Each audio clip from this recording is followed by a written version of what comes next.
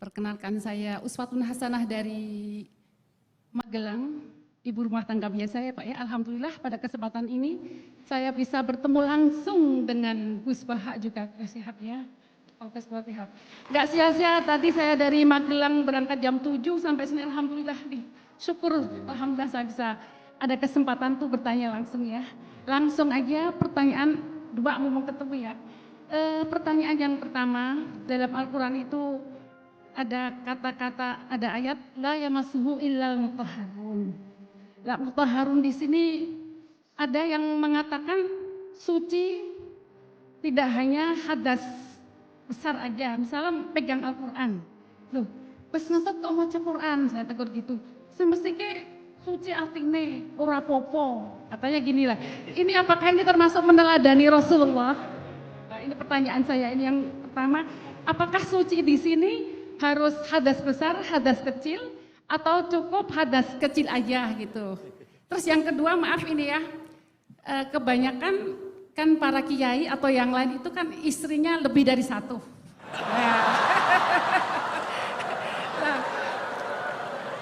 Dan maaf ini ya, agak ekstrim juga ya.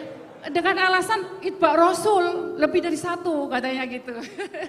Lah, apakah ini termasuk mempunyai istri lebih dari satu itu termasuk meneladani Rasulullah Sallallahu Alaihi Wasallam, gitu ya.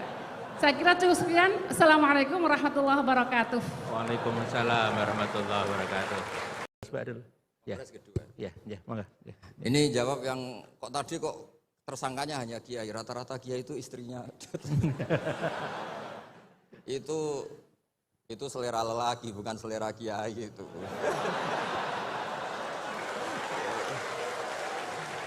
Karena itu di Arab itu banyak yang enggak kiai, istrinya juga. Begini ya, jadi tadi seperti yang dikatakan, ini agak serius, tapi ini bisa menjawab semuanya.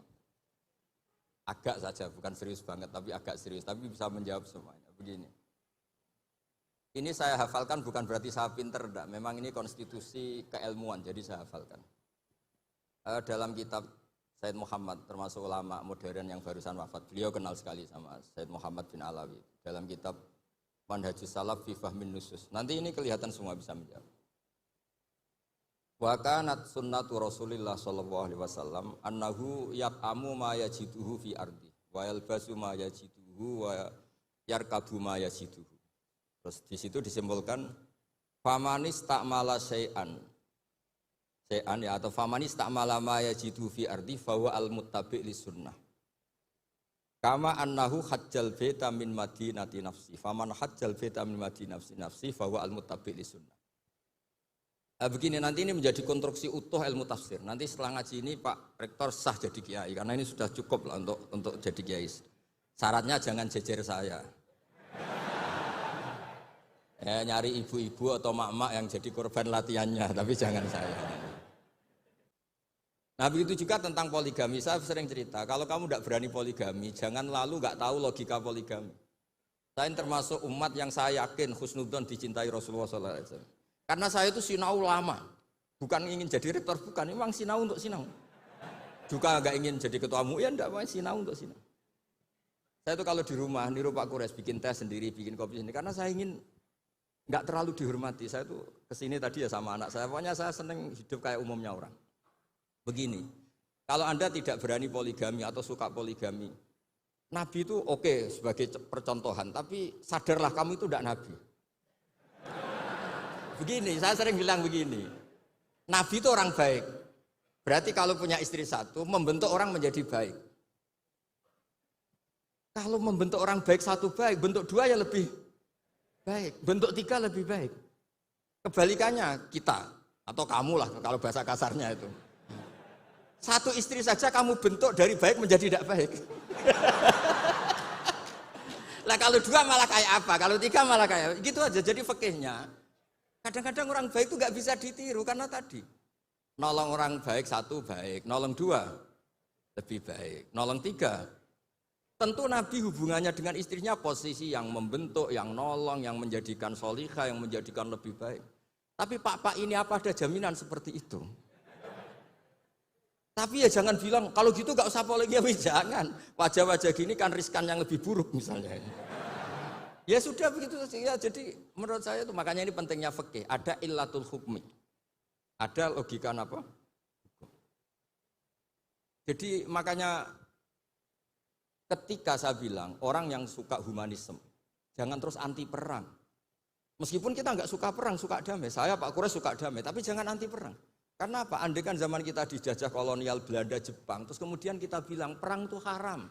Terus sama Londo, monggo, derekaken. Ketemu Jepang, ya monggo, kan ini lucu. Artinya gini, cerita-cerita perang Nabi itu secara akademik ada konteksnya, yaitu mempertahankan apa? Tapi jangan karena Nabi pernah perang, pokoknya yang benar itu perang, damai itu tidak ada hadisnya. Yang nggak ada itu bacaan kamu, bukan hadisnya. Ya jadi kira-kira gitu. Jadi yang wilayah Mas'ulil Al-Mutahharun tadi saya sudah mandatkan ke rektor, itu wilayah sensitif. Ada yang bilang ini urusan NU dan MZU kata Pak Rektor.